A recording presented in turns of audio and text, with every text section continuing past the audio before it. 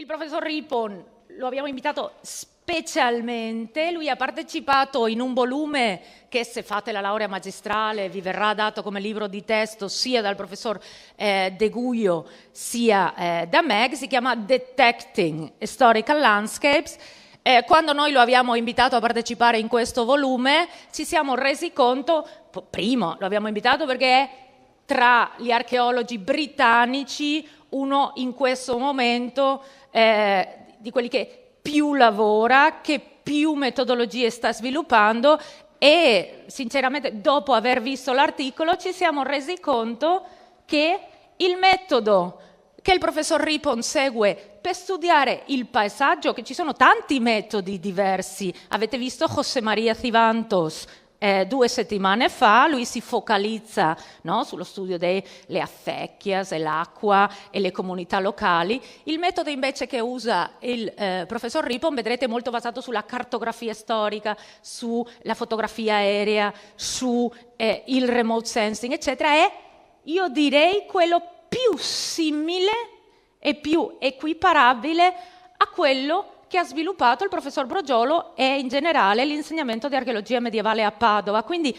come in 2 territori completamente diverse, 2 persone con una formazione e una età e degli interessi molto diversi, arrivano a creare un metodo molto simile che evidentemente produce dei buoni risultati. Quindi dopo un altro giorno verrà Brogiolo, vi parlerà del territorio del nord Italia e come si fanno le ricerche sul paesaggio, o verrete a una summer school e svilupperete questo tipo di ricerche e vedrete quali sono i risultati di analizzare il paesaggio in questo modo. Domani invece entreremo più vicino, diciamo, al tema del triennio, che è la trasformazione delle campagne tra tardo antico e alto medioevo, in particolare in Britannia. Il professor Rippon mi ha detto che parlerà molto piano, perché così tutti lo capirete. You will talk quite slowly so that they can understand.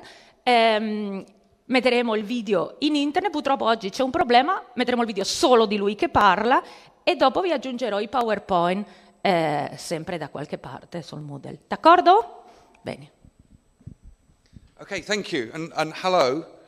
And this slide is obviously very important. I will try and talk very slowly, but if particularly I'm using any terms or phrases that you're not familiar with, please just stick your hand up and I can explain it. And similarly, if you've got any questions as we go along, certainly the tradition with teaching in England is that we don't have formal lectures with just questions at the end. I think it would be much better if I got through half of these slides and we had a really good discussion than I just rattle through lots and lots of slides. So please ask questions as we go along. So I want to start off just by thinking, what do we mean by the concept of the historic landscape? And in some of the slides that I'll be showing, I'll try and give you an impression, if any of you haven't been to England, a little of what the landscape in England actually looks like. The historic landscape is a term that is very recent. In England, it was certainly only really coined as recently as the 1990s. And it is a phrase that is designed to communicate the history, the antiquity of the landscape and the environment that is all around us. We're very familiar with the idea that within towns and cities there are buildings of many, many different ages. The same is true in the countryside. And if we look at this is an area of the part of England that I come from, down in the southwest of England. We can see many of these components of the historic landscape. Its settlements, its field boundaries, its roads and its communication systems, and its different patterns of land use. Now, within some historic landscapes, there is a predominant, a dominant character to that landscape. So here, for example, we have a historic landscape whose use, whose character is almost wholly agricultural. And that, it's beeping. Okay, I'll ignore it. So this is a historic landscape characterized by agriculture. Here we have an historic landscape whose character is dominated by industry. And in this case, these are 19th century mines associated with the extraction of tin. Sorry, I've done something wrong.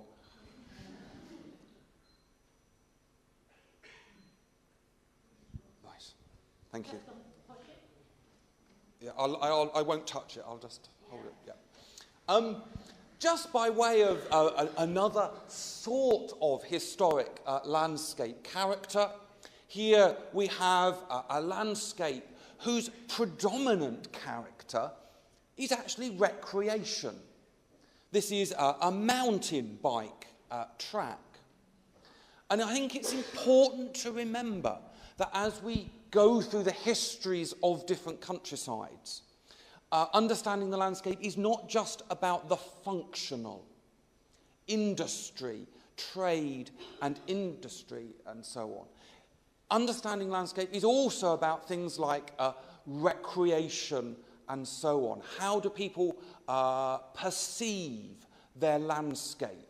The empathies that people have with place. So landscape is partly a mental construct, of which I'll say a little bit more in a moment.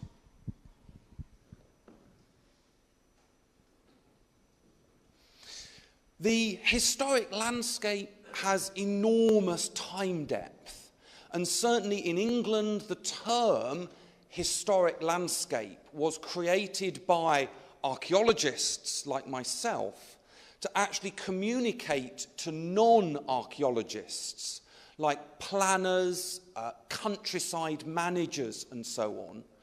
It was a term invented to try and communicate to those non-specialists how ancient and therefore how special the countryside all around us is.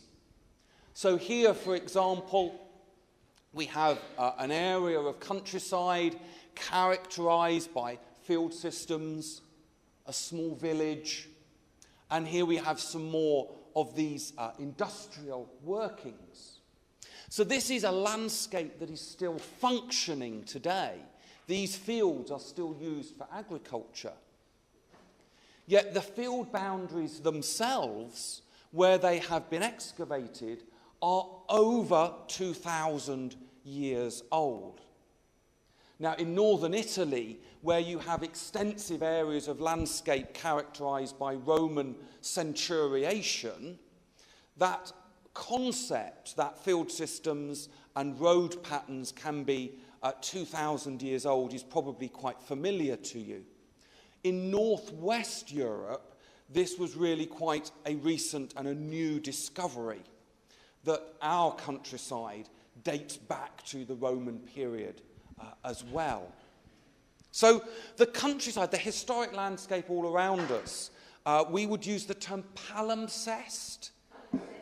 Is that familiar to you? The idea that it is like a document that has periodically had areas scratched out and has then been rewritten. But there's elements of those older writings, those older scribblings, still evident within the landscape. Do you understand everybody? I think it's very clear.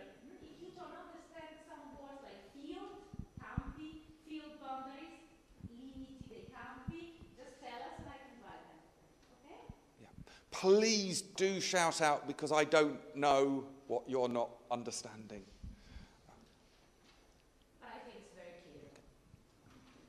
Now, because I think landscape archaeologists, we often study settlements and field systems, campi, and so on, I thought I'd just dwell on why did I show you a photograph of a mountain bike track. It might have seemed a slightly odd thing. Well, this is a piece of landscape that in 2012 was the focus of the world's attention because it was one of the venues used in the London Olympics. This is actually about 30 miles, 50 kilometres outside London, but the landscape around London is very, very flat. It's not good for mountain biking. So the mountain biking venue was held at this place called Hadley Farm. All of these visitors to Hadley Farm, however, would not really have understood what they were actually standing on, because this hill is not entirely natural. This hill was used in the Second World War as a gun emplacement. I might need your translation here, for guns that were used to shoot down Nazi planes that were flying up the Thames estuary to bomb London.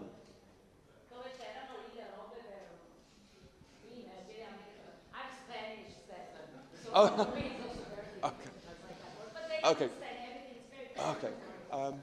This hill here, beneath it, now buried, is one of these gun emplacements that was one of a ring of gun emplacements used to protect London. And we have historic maps that show what this now mountain bike venue was like. And all of these buildings date back to the Second World War. But most of them have now been buried under an enormous mound of earth, and that is what is beneath that hill. So this landscape has enormous time depth, but another dimension to this time depth is that these are some of the buildings that do still survive. About a mile away, there are the ruins of a medieval castle from the 13th century that was similarly built overlooking the Thames estuary downstream of London. Now, this medieval castle was not defensive in the same way as a gun battery. A medieval castle like this was more symbolic. It was overlooking the estuary, so that anyone sailing up the Thames to approach London will have seen that castle. But it reflects how, sorry.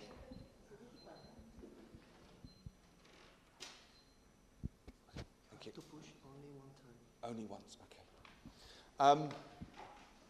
This reflects the long-term strategic importance of this estuary in terms of people approaching London. And in the 13th century and then in the 20th century, this place, Hadley, was used as part of the defence of London. So historic landscapes can have very, very long-term histories, and they can have long-term continuities in what landscapes were used for.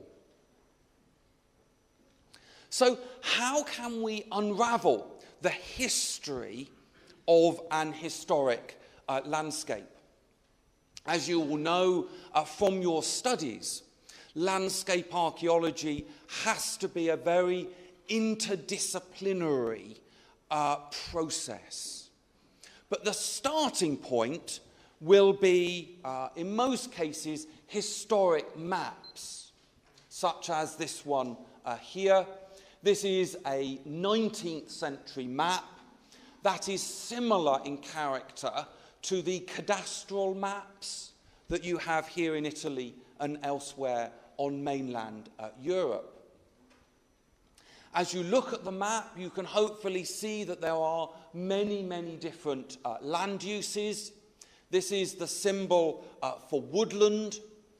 There's a wide variety of field systems. And at the bottom here, this is the Thames estuary that approaches London. The area at the bottom here used to be marshland that was flooded by the sea and has now been reclaimed from the sea through building embankments, earthen walls. It's quite a similar landscape than our landscape, because we have also woods and not exactly the river, but we have all the marshal area close to the sea. Yeah. So it's quite similar to the Veneto territory. Now, one of the techniques that we can use to unravel the history of this landscape is a process that we call characterization, which is where you would study the morphology, the shape of the fields and so on. So, for example, the fields in this area are larger and more regular in shape than, for example, the fields up here and over here, where the fields are smaller and more irregular in shape. These differences in shape relate to different processes, historical processes in the history of this landscape. And the group of fields here are derived from the enclosure of a medieval deer park. And I don't know if you have these in Italy. This is an area of perhaps a square kilometre that was enclosed by a timber fence where you would have fallow deer that would have been hunted for pleasure by the landowner. What time, in which period? 13th and the 14th centuries. This is something like in the areas, in the medieval, early medieval, we have it from the early medieval area, the king forest. The Longobards, for example, they had large areas of wood, of forest, which were closed, and in which just the king and their serfs could go to hunt. Sono aree di caccia. So the medieval castle that I've shown... Sorry, I keep pressing it. Thank you.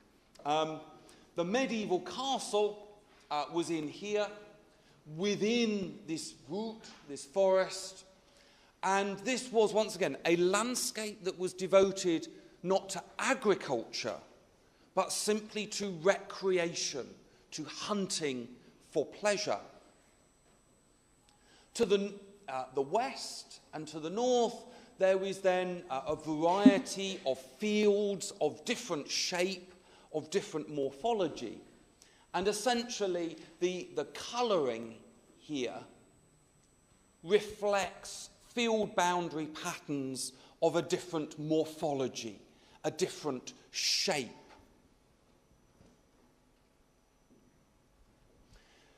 The map here shows the same landscape, and it picks out some different elements of this landscape.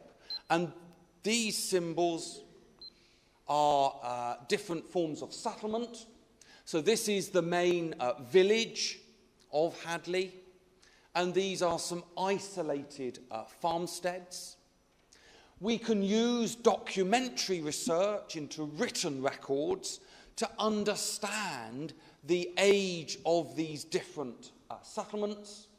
And we know, for example, that the settlements up here, these isolated farmsteads, are relatively recent, whereas the medieval settlement was all concentrated here in the middle of this parish. And this, once again, is the medieval deer park. So what we can do at the end of this process is divide the landscape into a series of different areas that we would call historic landscape character areas that have a certain particular history to them. So here we have the agricultural village where most of the population lived, and this was once surrounded by open fields, champagne landscape in France.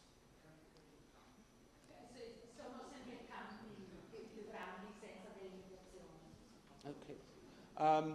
Whereas down here, you had an area of quite small fields that were enclosed by hedges and banks, in contrast to this area that in the medieval period, none of these field boundaries existed. This was one huge, one vast, we would call open field.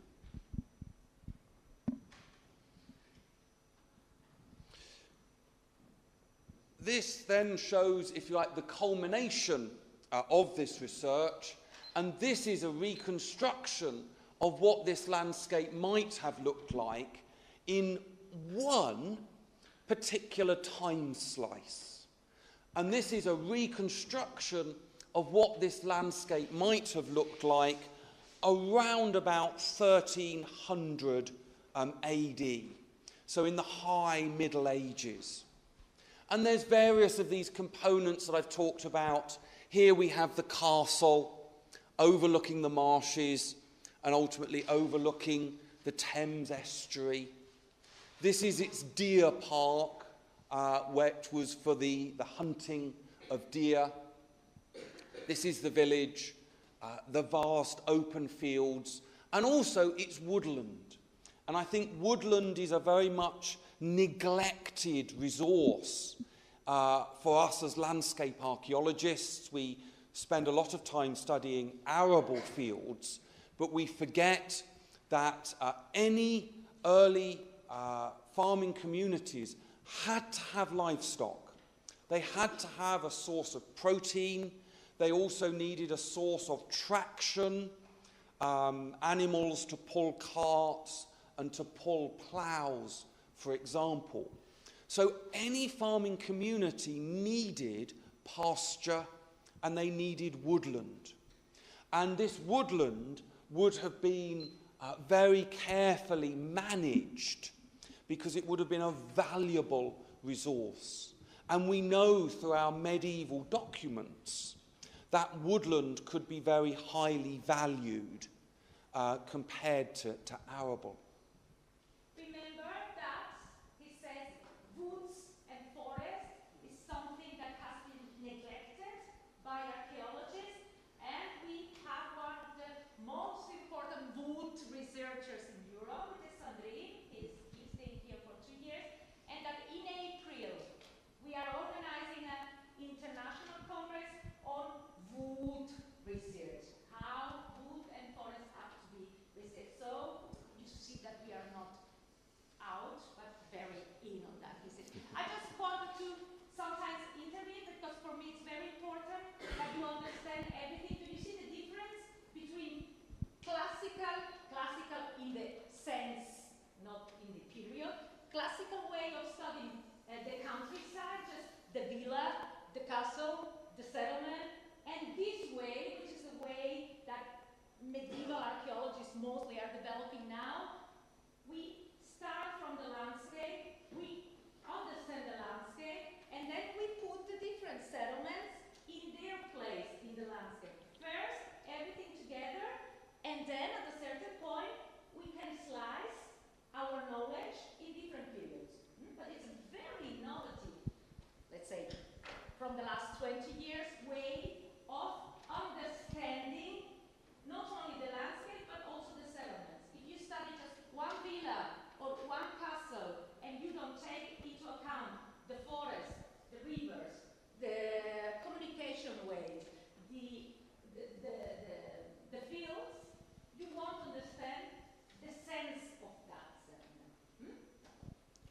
Okay, so what I've talked about in those last few slides focused very much on the morphology of field systems and settlement patterns as a way of understanding their history. Looking at morphology, looking at shape, or looking at typology, if you're looking at artifacts, is, however, only one of many methods that we can use. And when looking at the historic landscape, we can once again look at other sources that add depth, add another dimension to morphology, to shape. So here I've got a different example, and this is once again a 19th century map. We have these maps in England for all areas, but for some parts of England we have earlier maps that can sometimes show the landscape in much greater detail. And like your cadastral maps, these earlier maps give information such as who owned and who occupied the land. And when we study those patterns of land ownership and land occupancy, that can add great depth to our understanding of the historic landscape. So for this area of the landscape here, this is the earlier map. And what I've done here is to produce using GIS, to actually use a different colour for each of the different occupiers of the land in this area. And what you can see is the patterns are very, very different. Here you have a large block of land that was all owned by one person. Here you have a block of land that was divided between two different landowners. One has the land shown in brown, the other has the land shown in green. Clearly, these two areas of landscape have had a somewhat different history that has resulted in a different pattern of landholding. If you then look at this area here, you can see a much, much more fragmented pattern of land holding. There are some land holdings, for example, in this yellow, that are scattered very widely across this area. You will notice that these fields, here and here, are predominantly very long and narrow in shape. That is very characteristic of the long strips of land that you get within a medieval, one of these open fields. That was the dominant type of medieval field system across large parts of northern Europe, north of the Alps. So just by looking at patterns of land ownership and land occupancy, you can see how we start to see differences in the character of the landscape, and when we can use that information alongside, for example, the morphology of the field systems to start to reconstruct the history of this landscape. And this map here is simply showing what was a village with its field systems. This was a separate little village that has actually now been deserted, and the complete desertion of medieval settlements is something else that is quite common in northern Europe. There was a third village here, and then there was a fourth village here where there is just one farmstead surviving. So all of the land that would once have belonged to perhaps 10 or 20 farmers now has been bought up, has been purchased, by just one farmer. So different histories of land use and land holding contribute to the character of the landscape today. Those examples that I've shown you so far have very much focused in on understanding the detailed history of one particular place. And there's a very long tradition within landscape archaeology and landscape history of us studying one settlement or one landscape. We can, however, use a lot of these techniques to undertake research on a much, much larger scale. And this, I think, is one of the very exciting things about historic landscape study. We can study the landscape at different scales. And so we can answer different types of research questions. Now, within medieval England, and I say large parts of Northern Europe, this is what the medieval landscape was characterised. This is a settlement, we would call it a village, and it's surrounded by these large open fields.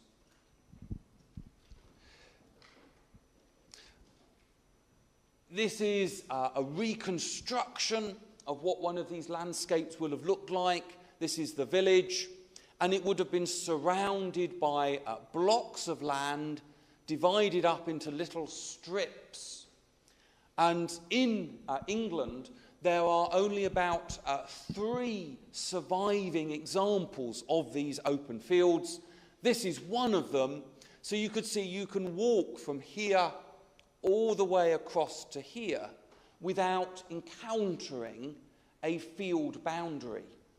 Yet you can see from the different colours here that different farmers have different land uses in their parcels of land. So different people own these different blocks of land, but they're not separated by a physical field boundary.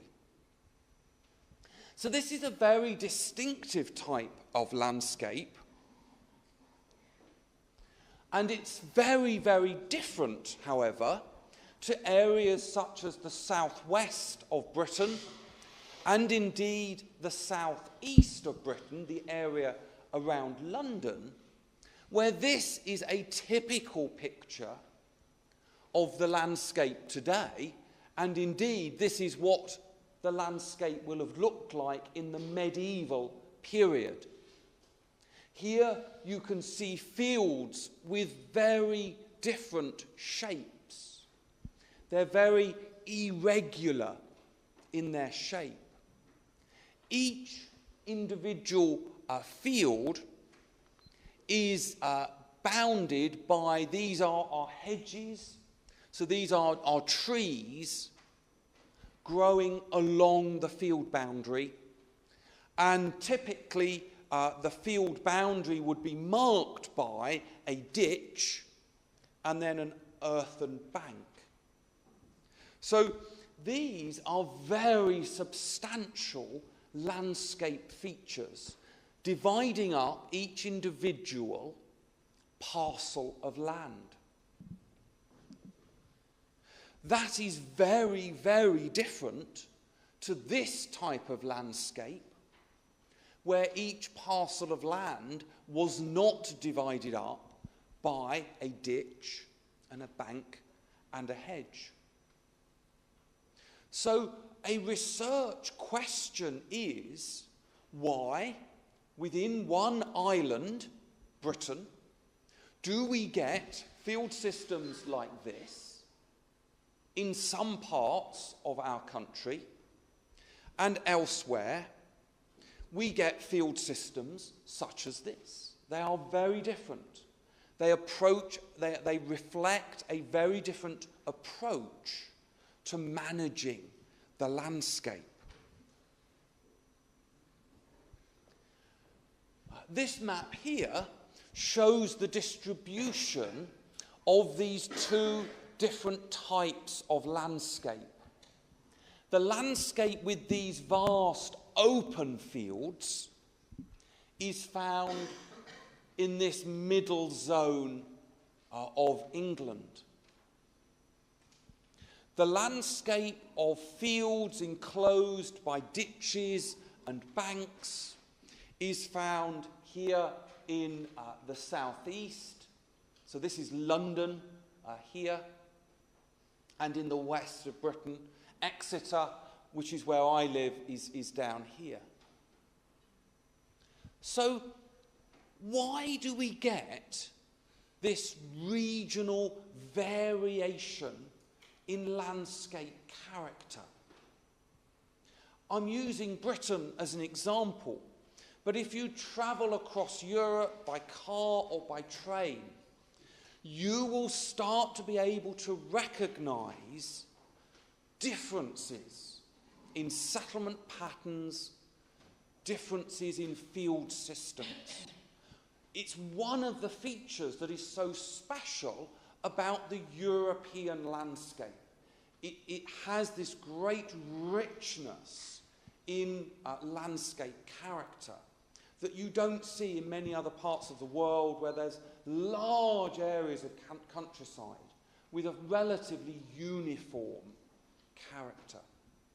It would be very nice if at the end of this course, in which we are going to teach so much about landscape, when you go to the countryside, you start looking and you say, oh, there are trees there, they are dividing one field from the other, or ditches, or, oh, this kind of landscape is different from that other. I'm sure many of you haven't never had this impression that the landscape is not natural, but it has all been made by man. And here in northern Italy, we have many landscapes still, which are not from the Roman age, they are from the Bronze Age, and still some of them from the Iron Age. So you have a variety of landscapes that you should start as archaeologists to look at and to distinguish, as Kate showed. So the next few maps that I'll be showing reflect this area down here towards Exeter, where I live, and you'll see this study area here featuring in a number of the forthcoming maps. And this was a piece of research that I undertook to try and investigate this boundary in landscape character. This is the region with these vast open fields. This is the region that didn't have open fields. So to try and understand why we get this variation in landscape character, I chose a study area that included areas with and without open fields. One way that we can explore this landscape is this process of characterization. And in this map here, what I have done is to characterize the settlement pattern. And the darker shading reflects landscapes with villages where settlement was nucleated. Your process was encastellamento, where you get settlement being drawn into villages. So this is the landscape where you have these villages, and this is the landscape where settlement was much more dispersed, it was more scattered across the landscape. This characterization is based on information on 19th century maps, the cadastral maps, because those are the earliest maps that we have that cover the whole countryside. So we have to think, what are 19th century maps telling us about the medieval countryside maybe 500 years earlier. Are our 19th century, our cadastral maps, are they a good guide to landscape character many hundreds of years earlier? Well, we can use archaeological evidence to test how old the patterns shown on these cadastral maps are. And in these 3 maps here, what I have done is to select 3 villages or 3 communities, 3 parishes, where there are very different settlement patterns shown on the 19th century maps. And each one of these little symbols is where there is either documentary evidence for a medieval farmstead, or in black, where a medieval building still survives in use today. What you can see in the parish here, which is way over here, if we look at the distribution of evidence for medieval houses, they are scattered across the entire parish. This is in contrast if we look up to this parish, for example, where if you look at the black squares, there is an enormous cluster of these little black squares in the middle of the parish. That is a nucleated village where quite a large number of the medieval houses still survive in use today.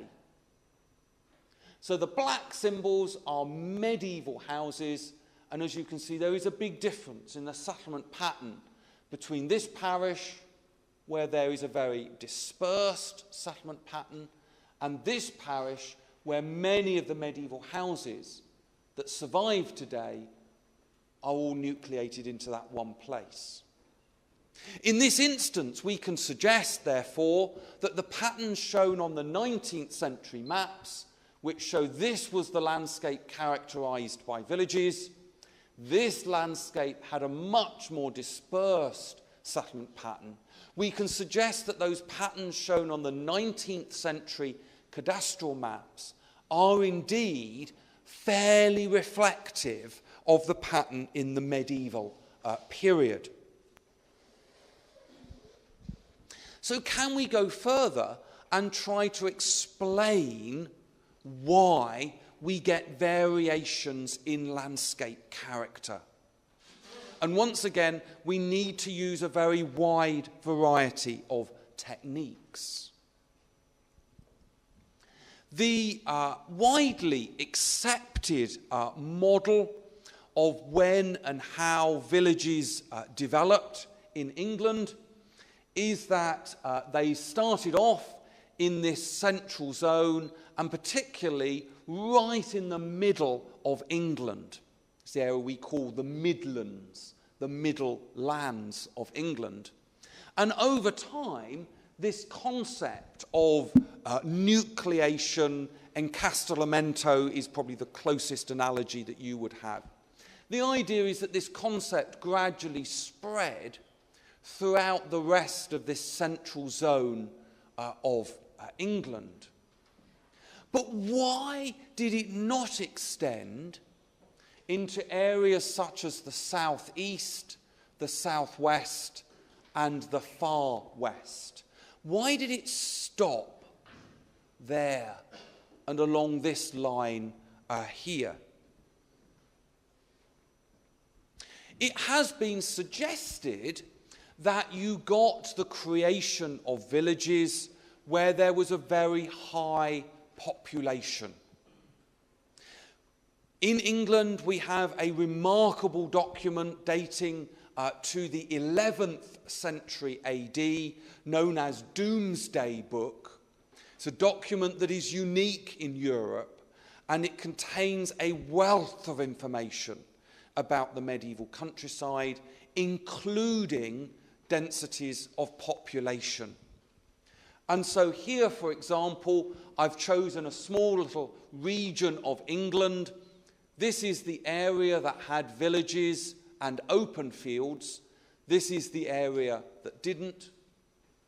This is the density map that we can draw for 11th century population. The darker the shading, the denser the population, the higher the population. And I think we can see quite clearly that the region that had villages actually had a lower population than these areas that did not see the creation of villages. It's not what was originally expected. People argued that villages were created where there was a high population pressure on the landscape. It has also been suggested that perhaps we saw the creation of villages and open fields where there were particular soils, where the geology and the topography, if you like, determined human behaviour. Now, there's been much debate within archaeology and history across all periods about the nature of the relationship between human communities and the environment. And to simplify it, we can say there are two broad schools of thought. Some scholars have argued that the natural environment determines, it dictates human behaviour. Others have argued that human beings have what we would call social agency. In other words, we are free-willed people and we determine our own destinies. Would that have been clear? Yeah. Okay, good. So this was some work that was done by a scholar called Tom Williamson, who noted that in this central zone of England, there are particular types of soil that do seem to correlate quite closely with where there are villages and open fields. And it was a very interesting piece of work to suggest that maybe in this region, these particular types of soil encouraged people to live together in nucleated villages and to farm their land using open fields. Tom Williamson's work was quite revolutionary when he published it, because it was at a time when ideas of environmental determinism had been largely rejected by archaeologists. And I have to say that I am a little cynical of Tom Williamson's argument, because I think there are plenty of places within the British landscape where we can see variations in landscape character that cannot be related to soils. Before I became interested in regional variation in landscape character and studying the historic landscape, most of my research was actually concerned with studying a very distinctive type of a very distinctive type of landscape known as wetlands, a landscape which you are very familiar with here in northern Italy. And what we can see here is an example of a coastal salt marsh that could be very extensively grazed by livestock, but it's very difficult to grow crops on a landscape like this that is regularly flooded by the tide. And so, as you know, the solution is to build embankments along the coast and the tidal rivers and then drain the land through digging a complex series of drainage ditches, the process that we would call reclamation.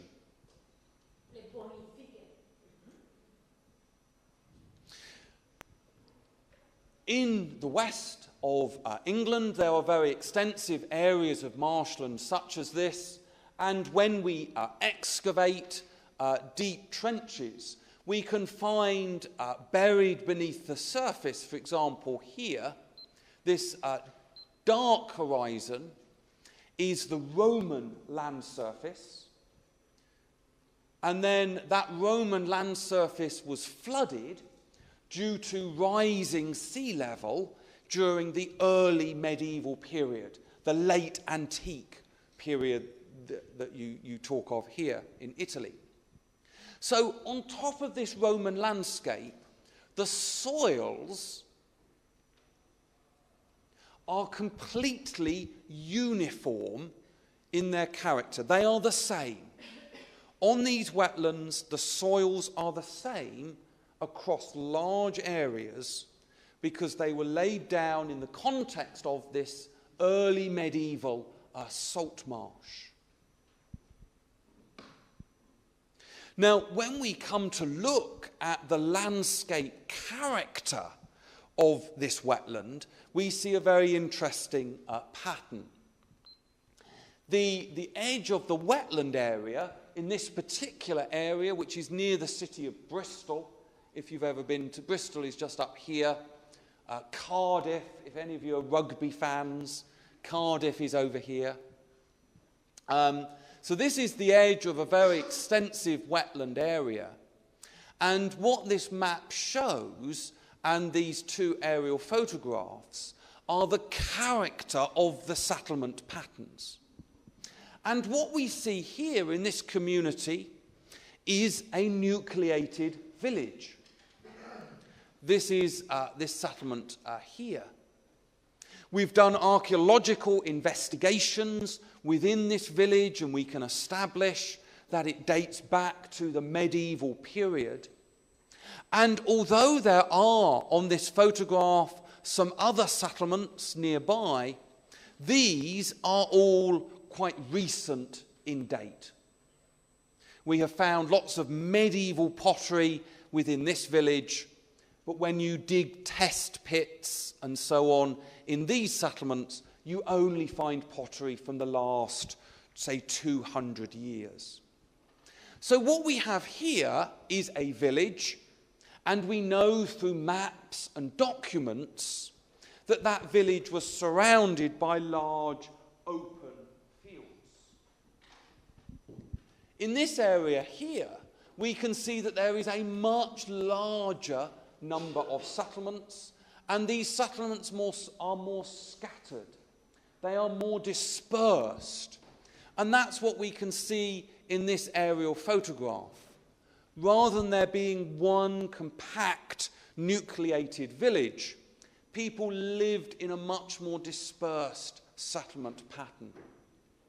That regional variation in landscape character cannot be due to the soils.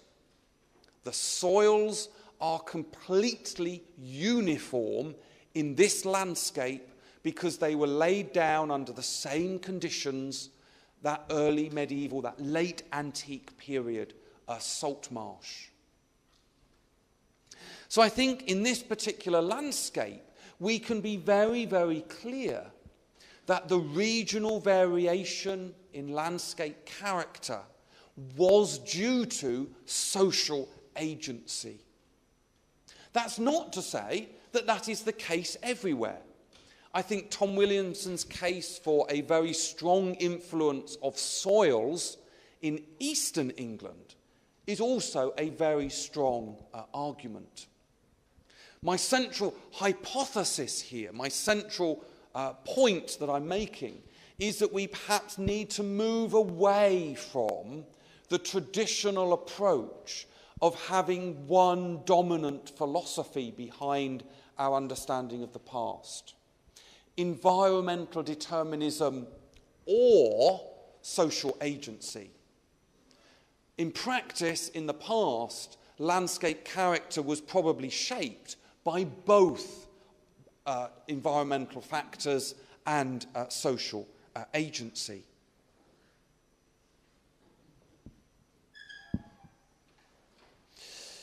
We can, once again, do a lot of things to add further depth to our understanding of the landscape. This is the study area that I mentioned earlier.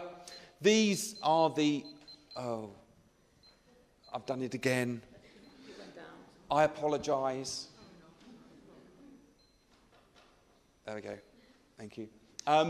This is the distribution of open fields in this landscape. There are one or two small sort of areas of open field further west, but this is the area that was dominated by open field. And this is a map showing the extent of nucleation of settlement. And you can see a very close correspondence between these nucleated settlements, these villages, and the open fields. The next few slides I am going to skip through very, very quickly because I've gone a little slowly through some of those earlier slides. But they relate to some work that I did looking at the styles, the architectural styles of buildings. Now, the term we would use in England is vernacular building styles. And I would not have a clue what it is in Italian. Architettura popolare, cioè non le architetture per le aristocrazie, però le case. That's just what we are doing here also. Vernacular. Yeah, very... Vernacular suona un po' brutto, però. It's a little bit ugly, vernacular. It's a very academic term. Very local. I think local styles. So the element that I just want to sort of focus in on, there is an enormous amount of information locked up within standing buildings. And the one little feature that I just want to mention is where within these buildings you get the chimney stack. Alexandra, do we understand chimney? That, this is...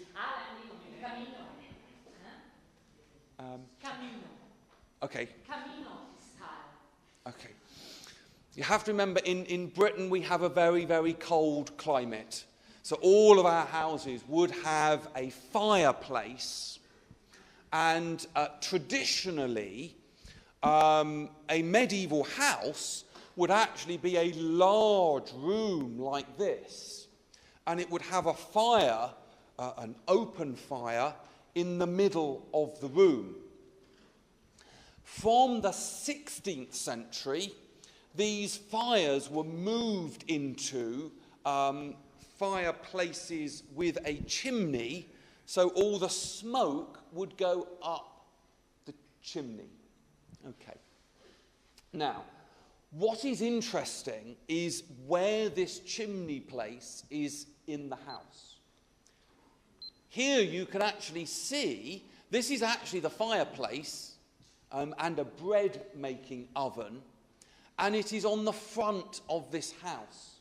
But it's built onto the side of the house. If we look at this house, the chimney is actually sticking up through the apex of the roof. Okay. Now, in terms of the plan of these buildings, this is the plan of a medieval house with a large open, what we would call the hall, with the fireplace in the middle. Okay. And then what we see from the 16th century is the chimney place was either built here, which is that location, or it was put in the middle of the house, and the chimney protruded through the apex of the roof, which is what you can see there. So it's a complex piece of architecture, but the gist of it is different people built their chimneys in different places in their house. And you're probably thinking, why is he telling us this? Well, the reason is that there is very marked regional difference in where people chose to build their chimney places. And so, for example, this style of chimney is almost wholly found in the west of this study area, and that style of chimney is almost wholly found in the east. There is an almost mutually exclusive, one type is there, one type is there. This can only be to do with the choices that people made. It cannot be determined by the natural environment.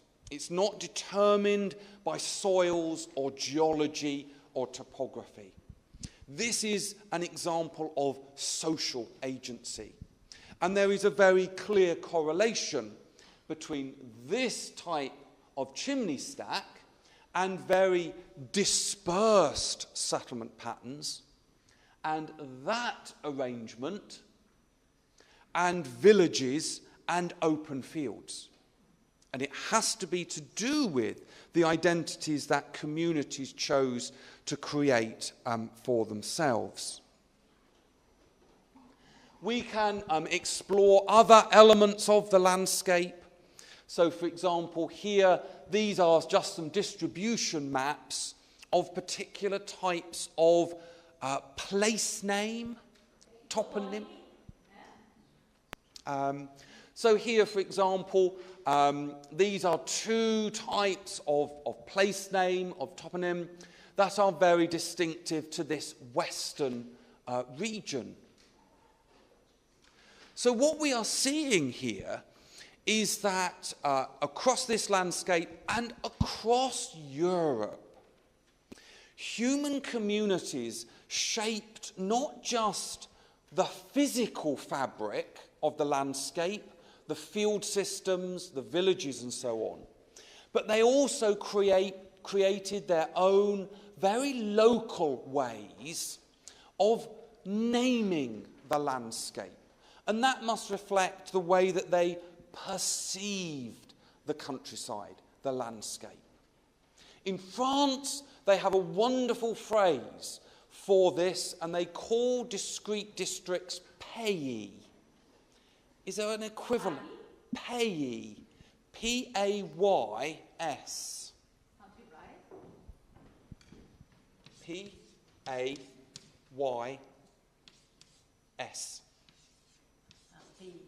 Pays. In England, we don't really have an equivalent word for that. The closest would be district or land. But it sounds like it's not a term that you're familiar with either.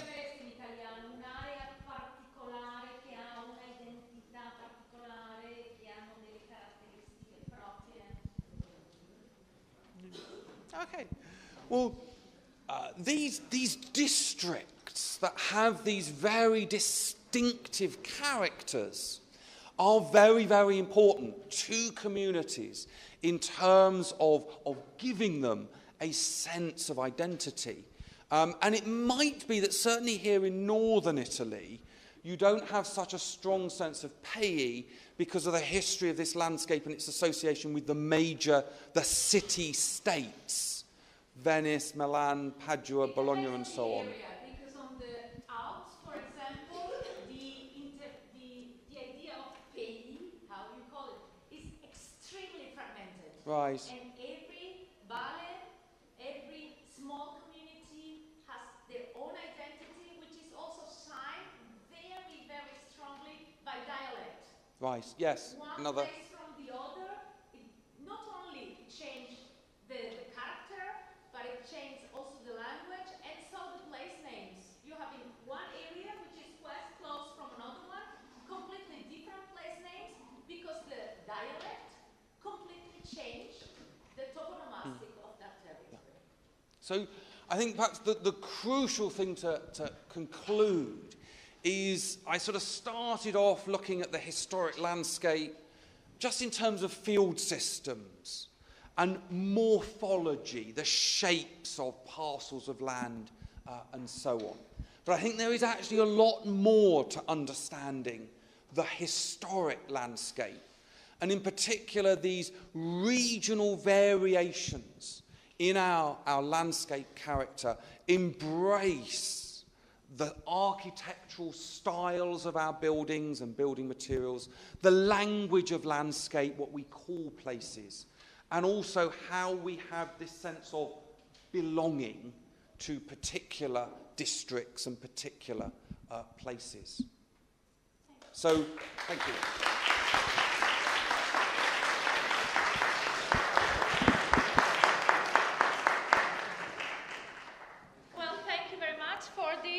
I would say, super clear lesson. I think it was very clear to everybody, much clearer than when I will explain you what historical landscape is. So I would not explain it again. I think it's clear enough. I insist on that thing. I really see close your kind of methodology to approach to landscape that what we do, and that's extremely important for us, seeing that we are doing it well, or that somebody is doing it like us. Have you seen how complex is everything? And at the same time, I think it's really important how connected different things are. On the example, let's say, anecdotal example of the chimney, dei camini, how this can be connected to landscape, to people, to identity. And so it's very complex. He's probably continuing working on this, the difference between both areas, but at the same time, so rich. We have so many things to develop still in future. Do you have any questions? Is this something which was not enough clear? Yeah?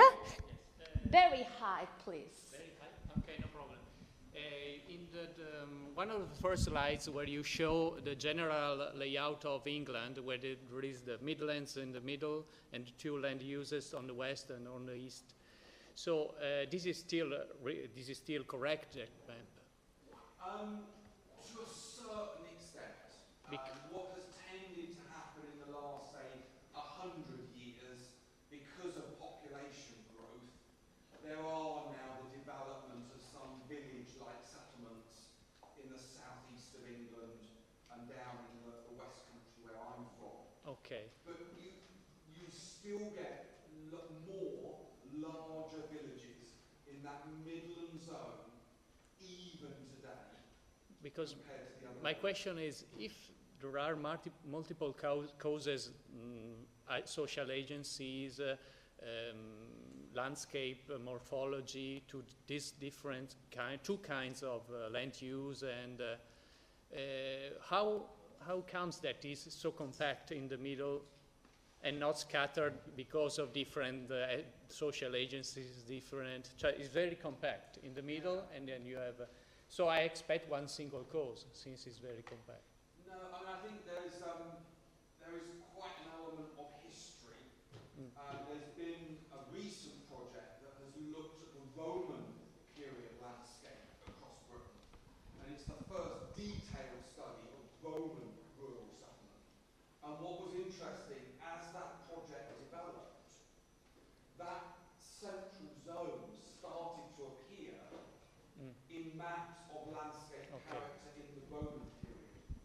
So I feel that there is quite a strong element of history and communities developing their own distinctive identities, their own distinctive ways of doing things.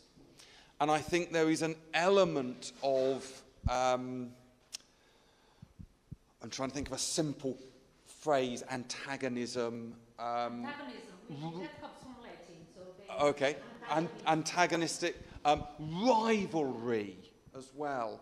And you see this at a local scale and you see this at a regional scale, that over long periods of time there are regions within England where people did things differently.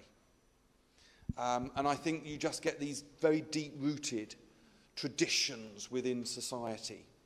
So I think that's an element. I think Tom Williamson is right that in parts of the East Midlands there are particular soil conditions that probably did encourage the development of villages and open fields.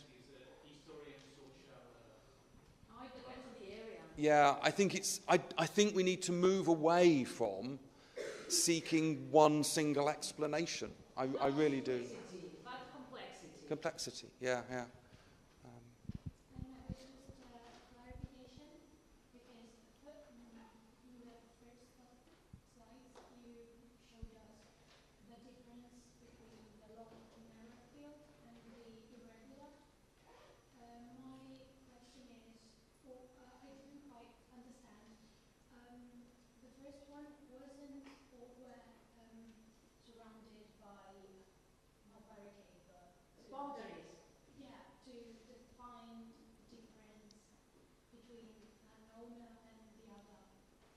So she wants to know if irregular fields and regular fields are different from each other because of the presence of boundaries, or it doesn't have anything to do about it. I didn't quite understand it. Dillo in italiano, che così glielo traduco, che così è più facile. Che nella prima foto sì. Non erano divisi, mentre nell'altra sì. Così o... No, le divisioni non c'entrano con la forma del field, dei campi, ma in questo caso non è che siano regolari. Tu puoi avere dei campi regolarissimi ma separati da fossati o da un rete secco o da qualsiasi cosa, e irregolari, non c'entra neanche una cosa con l'altra. I answered because it was quite clear. Okay. No, I really have a question because I have always asked myself about the open fields. So for summarizing, open fields are directly linked to a village kind of organization? Yes. Okay.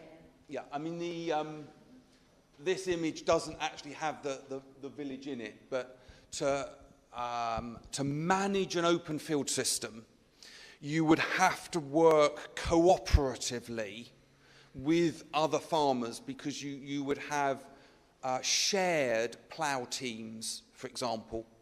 So you might, as a farmer, I might have the use of the plough team for 2 days in the spring to plough my land, but then I would have to pass that plough team on to my neighbour. And then the harvest, although strips like these would be held by different people, they would actually all grow the same crop in that field. Lands. It's not common. They are owned by different, or it's a kind of mix. It's a mixture. This is very important for our work, also because of our development on forest. There's something that is coming now a lot on the research, which is the concept of common property. Terre che sono comuni, boschi che sono comuni, e come questo la gestione dei comuni veniva gestita nel Medioevo. Quali dispute? Because that's also the reason of many disputes, common lands. Come questo si gestisce nel Medioevo a differenza delle terre private. È un po', pensate che queste terre così grandi o la non presenza di limiti, di boundary,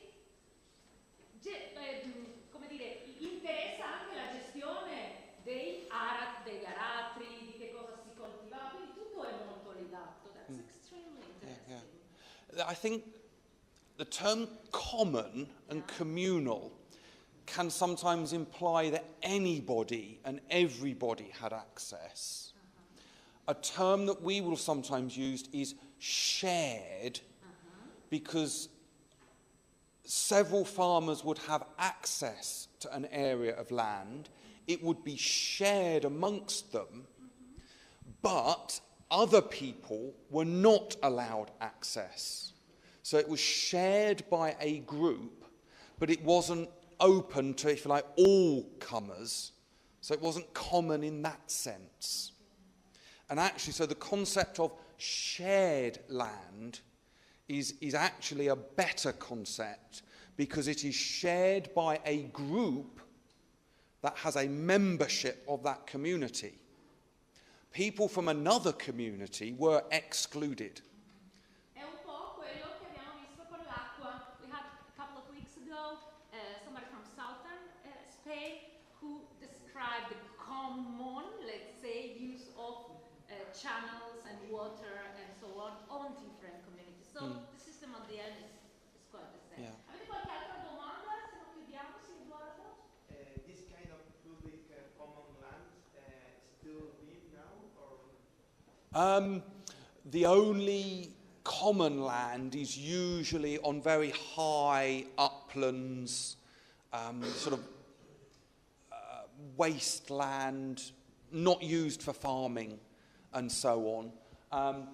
There's that, and there's two other examples of these open fields that still survive. But otherwise, most land is now owned by either an individual person or a commercial farming company. But there are some of the upland areas, the mountainous areas. Some of those areas are still common. Because in Spain, this kind of common land was very important concept at the early 19th century, when the state needed money, and they started to sell this kind of land to the private. Yeah. I say we've got very little of it left, but and there was a similar process that the great estates would sell off their land. Yes. I'm Downton Abbey and Midsummer Murders is your area. Oh, you've watched them all.